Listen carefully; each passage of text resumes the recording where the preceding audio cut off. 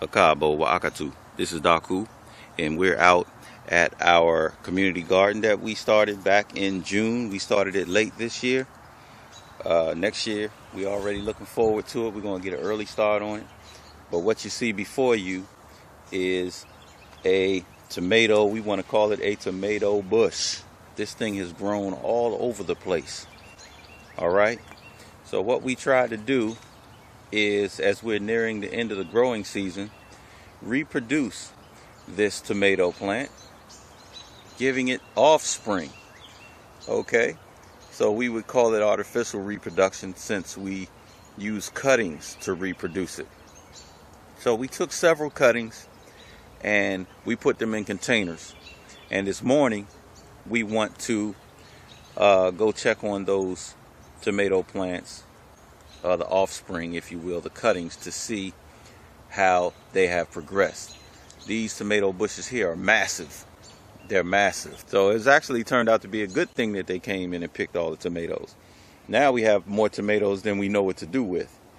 We've grown hundreds of pounds of tomatoes. Hundreds of pounds of tomatoes. And if we had began growing these tomato plants earlier in the season, maybe we would have had 100 or so more pounds of tomatoes. But we're going to go check on our cuttings to see how they're doing. Back inside the building, we're going to check on our tomato cuttings and see how they're doing. These are the tomato cuttings that we're going to try to grow indoors throughout the winter. All right. So there's 2 cuttings in this plant, and you can see all the root growth. We simply cut them from the mother plant that we showed you earlier, and we saved these little 8-ounce water bottles and filled them with water. We sat them in the window and forgot about them, really. Forgot about them for 2.5 weeks. And now they have significant root growth. These we're going to plant indoors, get them out this water as soon as possible. Let's check our other one. Got 2 plants in here, as you can see. That has significant root growth. So we got 1, 2, 3, 4 tomato plants that can potentially grow this winter. And this last one here, we didn't do a good job of cutting it, y'all, but if you look closely enough, you will see a few roots in this bottle.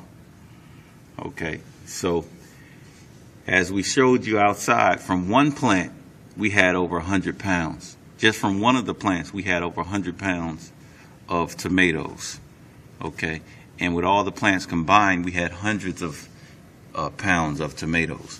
And here we have 4 tomato cuttings that we have rooted.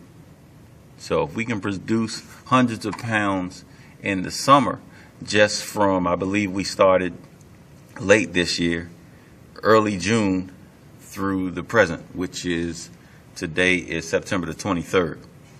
All right, so if we can produce these tomatoes in the summer, we're going to see if we can produce them throughout the winter. Again, we can feed our people. We don't have to rely on our oppressors, the white supremacists, or anyone else to feed us or our people. We can do it for ourselves. The lesson, the tomato lesson that we learned a month or so ago, was that it's not enough just to build or to grow food for ourselves. We also have to protect that which we've built and the food that we've grown.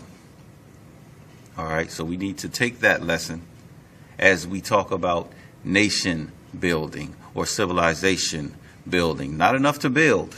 We know how to build. Many of you all keep saying that we don't know how to build, and why haven't black people built anything? These are people that are talking that just don't know their history, ancient and modern history. Okay, because we keep talking in terms of the greatness of Egypt, and we're going back at least 10,000 years to show the greatness of blacks in antiquity. But we can look right in the 20th and 21st century and see the greatness of black people. You've done it before, you can do it again. This has been Daku Akabo Wakatu.